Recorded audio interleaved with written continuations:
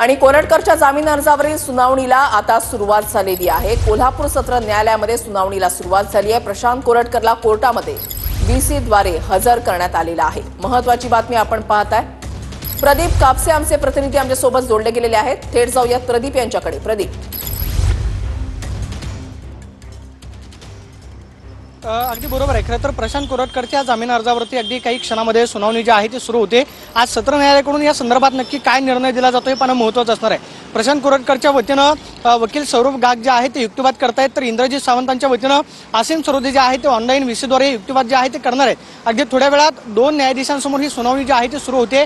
आज सत्र न्यायालयाकडून प्रशांत कोरटकरला जामीन मिळतो का हे खरं तर पण महत्त्वाचं असणार आहे। सगळ्यात महत्त्वाचं म्हणजे कोल्हापूर पोलिसांनी या सगळ्या प्रकरणाचा तपास करून जो आहे तो आपलं लेखी म्हणणं जे आहे ते न्यायाधीशांसमोर सादर केलेला आहे।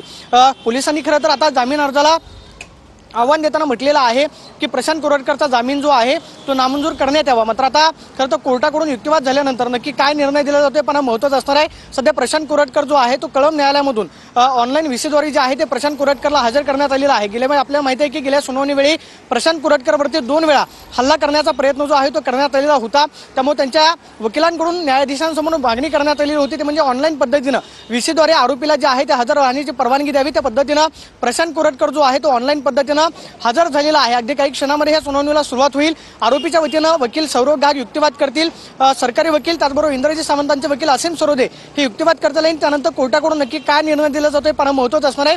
मात्र सगळ्यात महत्त्वाचं म्हणजे या प्रकरणाचा तपास करताना जे खरं तर बचाव पक्षाचे वकील आहेत त्याचबरोबर सरकारी वकील जे आणि पोलिसांकडून म्हणणं सादर करण्यात आलेलं होतं की या सगळ्या प्रकरणाचा इंटरकनेक्टेड तपास जो आहे तो आम्हाला करायचा आहे। सगळ्यात महत्त्वाचं म्हणजे प्रशांत कोरटकर जो आहे तो फरार होताना त्यानं नक्की कुणाच्या गाड्या वापरल्या, त्यानं कोणाकोणाची मदत घेतली, या आम्हाला सगळ्यांची समोरासमोर चौकशी जी आहे ती करायची आहे। त्यामुळे सगळ्या गुन्ह्यांचा तपास करताना तो ज्या ज्या राज्यांमध्ये फिरला त्या ठिकाणी जाऊन आम्हाला तपास करायचा आहे। त्यामुळे आणखी काही तपासासाठी वेळ जो आहे तो देण्यात यावा अशा पद्धतीची मागणी कोल्हापूर पोलिसांनी न्यायालयाकडे केलेली होती। मात्र न्यायालयीन कस्टडीमध्ये असताना आज खरं तर पोलिसांसमोर आता लेखी म्हणणं सादर करत असताना नक्की कोणते मुद्दे जे आहेत ते न्यायालयासमोर मांडले जातात की त्या मुद्द्यांच्या आधारे आज खरं तर प्रशांत कोरटकरला जामीन जो आहे तो पोलिसांकडून या मुद्द्यांच्या आधारे नामंजूर करण्यात यावा याची मागणी केली जाते। दुसऱ्या बाजूला खरं तर जे आरोपीचे वकील आहेत सौरभ गाग त्यांनी गेल्या वेळेस युक्तिवाद करताना म्हटलेलं होतं की ज्या ज्या वेळेस गरज पडेल त्यावेळी आम्ही तपासामध्ये सहकार्य करू। त्यामुळे आता आरोपीला जामीन जो आहे तो मंजूर करण्यात यावा।